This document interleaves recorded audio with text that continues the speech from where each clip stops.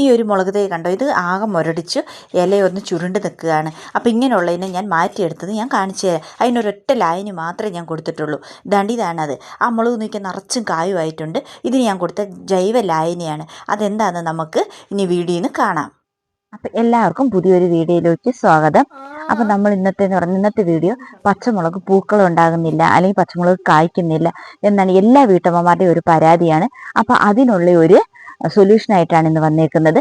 അപ്പം നമുക്ക് അതെങ്ങനെ ചെയ്യുന്നതെന്ന് നോക്കാം. അതിനു മുമ്പ് നിങ്ങൾ വീഡിയോ സ്കിപ്പ് ചെയ്യാതെ കണ്ടേക്കണം. എന്നാൽ മാത്രമേ നിങ്ങൾക്ക് അതെങ്ങനെയാണ് നമ്മൾ യൂസ് ചെയ്യുന്നതും അതെങ്ങനെ തയ്യാറാക്കുന്നതിനും മനസ്സിലാക്കാൻ കഴിയുള്ളൂ. പിന്നെ ഞാൻ എൻ്റെ ലാസ്റ്റ് ട്രിക്സ് പറയുന്നുണ്ട്. അപ്പം നിങ്ങൾ വീഡിയോ സ്കിപ്പ് ചെയ്യാതെ പോവുക. നമുക്ക് വീഡിയോയിലോട്ട് പോകാം.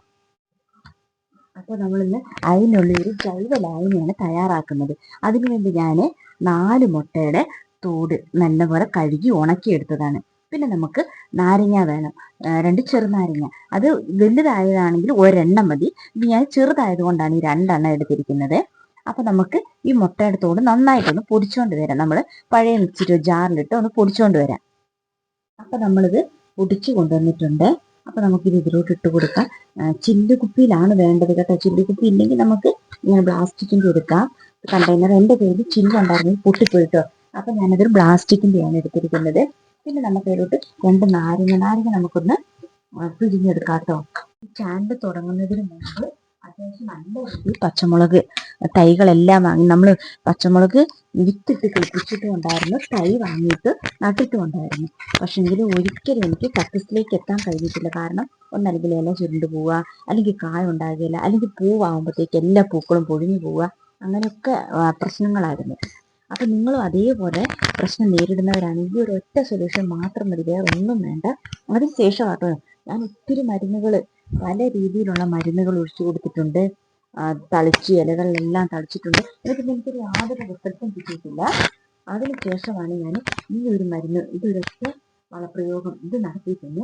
എൻ്റെ ചെടികളിലൊക്കെ ഇഷ്ടംപോലെ കാകൾ ഉണ്ടാകാൻ തുടങ്ങി. പൂവെല്ലാം ഉണ്ടാകുന്ന പൂ എല്ലാം എന്ന് പറഞ്ഞാൽ 1-2 പൂവൊക്കെ പൊഴിഞ്ഞു പോകും കേട്ടോ. നമ്മൾ വാശി പിടിക്കാൻ പറ്റത്തില്ലല്ലോ എല്ലാം പൊഴിയരുതെന്ന്. എങ്കിലും പൂക്കളെല്ലാം ഉണ്ടാകാൻ തുടങ്ങി. നല്ല ചെറിയ തൈകളിൽ വരെ പൂക്കൾ ഉണ്ടാകാനും കാ പിടിക്കാനും ഒക്കെ തുടങ്ങിട്ടോ. പിന്നീടാണ് ഞാൻ ഈ വളപ്രയോഗമാണ് ഞാൻ ഇടയ്ക്കിടയ്ക്ക് ആഴ്ചയിലൊന്ന് അല്ലെങ്കിൽ മാസത്തിലൊന്ന് എല്ലാം ഞാൻ എൻ്റെ ചെടികൾക്ക് കൊടുക്കുന്നത്.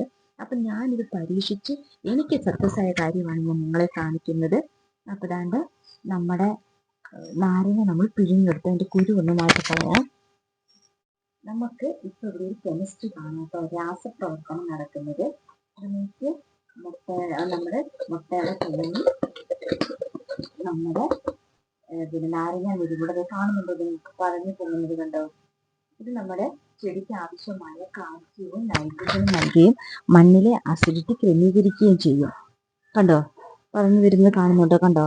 ഇതിപ്പോൾ രാസപ്രവർത്തനം നടക്കുക. നമുക്ക് ഇനിയിപ്പോൾ നേരിയ തുണി ഉപയോഗിച്ച് നമുക്കൊന്ന് കെട്ടിവെക്കാം കേട്ടോ. നമുക്കിതിനെ ഇതിൻ്റെ വായുസിൻ്റെ കൊണ്ട് നേരിയ തുണി ഉപയോഗിച്ചിട്ട് നമുക്ക് ഇതൊന്ന് ഒന്നെല്ലാം ഒന്ന് കെട്ടിവെക്കാം. ഒരു ദിവസം നമ്മളിങ്ങനെ ഇത് കെട്ടി വെച്ചേക്കണം. പിന്നെ നാളെയാണ് നമ്മൾ ഇതെടുത്ത് ഇതിൻ്റെ ഒപ്പം വെള്ളമൊക്കെ ചേർത്ത് നമ്മൾ ഉപയോഗിക്കുന്നത്. ഇത് നമുക്കിങ്ങനെ കെട്ടി ഒന്ന് മാറ്റി വെച്ചേക്കാം കേട്ടോ. അപ്പം നമ്മൾ ഇന്നലെ ഇങ്ങനെ നമ്മൾ ഒരു മുട്ടത്തോട് 4 മുട്ടയുടെ തോടും അതിനുശേഷം നമ്മൾ 2 നാരങ്ങ നീരും കൂടെ പിഴിഞ്ഞ് വെച്ചിരുന്നതാ. കണ്ടോ, ഇതിൽ കണ്ടോ, ഇതിൻ്റെ ആ ഒരു വെള്ളം കണ്ടോ. അപ്പം നമുക്ക് ഇന്ന് അഴിച്ചു നോക്കാം. ഇത് രാസപ്രവർത്തനമൊക്കെ കഴിഞ്ഞു. ഇനി നമുക്കിതൊന്ന് അഴിച്ചു നോക്കാം. ഇനി ഇതാണ് കേട്ടോ ഞാൻ ചെടിയിലോട്ട് ഒഴിച്ചു കൊടുത്തത്. ഇങ്ങനെ തന്നെയല്ല ഒഴിച്ചു കൊടുത്തത്. ഇതാണ്ട് ഇനി നമുക്കിതൊന്ന് അരിച്ചെടുക്കാം. ഇത് കണ്ടോ, ഇനി നമുക്കിത് അരിച്ചെടുക്കാം. കണ്ടോ, ഇതിൽ ഇത്രയും വെള്ളമുണ്ട്. നമുക്കിതൊന്ന് അരിച്ചെടുക്കാം. ഞാനിത് ഒഴിച്ചിട്ടോ.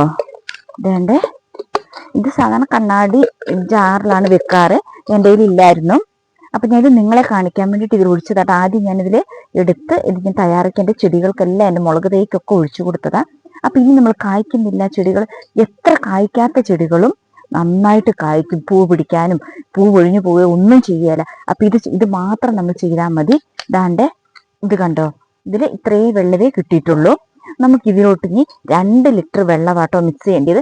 അത് ഞാൻ ഇതിൻ്റെ ഈ ചെരുവത്തിൽ 1 ലിറ്റർ വെള്ളം ആദ്യം എടുത്ത് വെച്ചിട്ടുണ്ട്. അതിലോട്ട് നമ്മൾ ഇതൊന്ന് ഒഴിച്ചു. ഇനി നമുക്ക് 1 കപ്പും കൂടെ, അപ്പോൾ ഇത് 1 ലിറ്ററിൻ്റെ കപ്പാണ്. അപ്പോൾ ഇത് 1 ലിറ്റർ വെള്ളവും കൂടെ നമുക്ക് ഒഴിക്കാം. അപ്പോൾ നമുക്കിത് അതിലേക്ക് 1 ലിറ്റർ വെള്ളവും കൂടി ഞാൻ ഒഴിക്കുന്നുണ്ട്. ഇത് കണ്ടോ. അപ്പം ഇപ്പം 2 ലിറ്റർ വെള്ളമായി. അപ്പം നമുക്ക് ഇതൊന്ന് നന്നായിട്ട് വെള്ളം ഒന്ന് മിക്സ് ചെയ്യാം.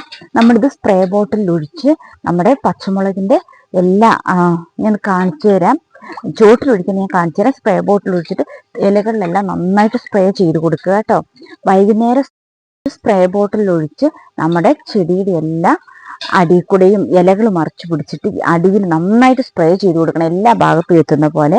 നമ്മളിനി ഇതിൻ്റെ ചോട്ടിൽ, നമ്മൾ മുളക് തൈയുടെ ചോട്ടിൽ എങ്ങനെ ഒഴിക്കുന്നതെന്ന് ഞാൻ കാണിച്ചു തരാം. അപ്പം ഇത് മാത്രം മതി, വേറെ ഒന്നും നമുക്ക് ആവശ്യമില്ല കേട്ടോ. അപ്പം നമുക്കിത് മാത്രം മതി. ഈ ഒരൊറ്റ ലായനിയാണ്, ഇതൊരു ജൈവ ലായനിയാണ്. ഇത് മാത്രം മതി നന്നായിട്ട് പൂക്കാൻ. ഞാൻ നിങ്ങൾ തെളിവ് സഹിതമായി ഇപ്പോൾ കാണിച്ചിരിക്കുന്നത്. കാരണം നമ്മൾ ആദ്യത്തെ മുളകിൽ ഞാൻ ഒഴിച്ച് പരീക്ഷിച്ചതിന് ശേഷം മാത്രം സക്സസ് ആയ 100% സക്സസ് ആയതിന് ശേഷം മാത്രമാട്ടോ ഞാൻ നിങ്ങൾക്കിത് കാണിച്ചു തരുന്നത്. ഇതാണ്ട് നമ്മളിങ്ങനെ മണ്ണൊന്ന് ഇളക്കി കൊടുത്തിട്ട് ഇടയ്ക്കിടയ്ക്ക് നമ്മൾ മണ്ണ് ഇളക്കി കൊടുക്കണം കേട്ടോ, നമ്മുടെ തൈകൾക്കെല്ലാം. എന്നുവെച്ച് വേര് പൊട്ടിപ്പോവരുത്. ഇതാണ്ട് ഇങ്ങനെ ഇളക്കി കൊടുത്തതിന് ശേഷം നമുക്ക് സൈഡിലോട്ട് കുറേശ്ശെ ഒഴിച്ചു കൊടുക്കാം. നമുക്ക് നാരങ്ങ കിട്ടിയില്ലെങ്കിൽ ഇത് നമ്മൾ നമ്മുടെ വിനാഗിരിയില്ലേ, വിനീഗർ, അത് ഉപയോഗിച്ചിട്ട് നമുക്ക് ചെയ്യാവുന്നതാണ്. എന്നിട്ട് ഇച്ചിരി മണ്ണിട്ട് കൊടുക്കുക. അതേപോലെ നമുക്ക് എല്ലാത്തിൻ്റെയും ചുവട്ടിൽ അങ്ങനെ ഒഴിച്ചു കൊടുക്കാം കേട്ടോ. ഇതൊക്കെ കുഞ്ഞു തൈകളാകണ്ടോ, ഇതും കണ്ടോ, ഇതിലൊക്കെ നിറച്ചും പൂവായി.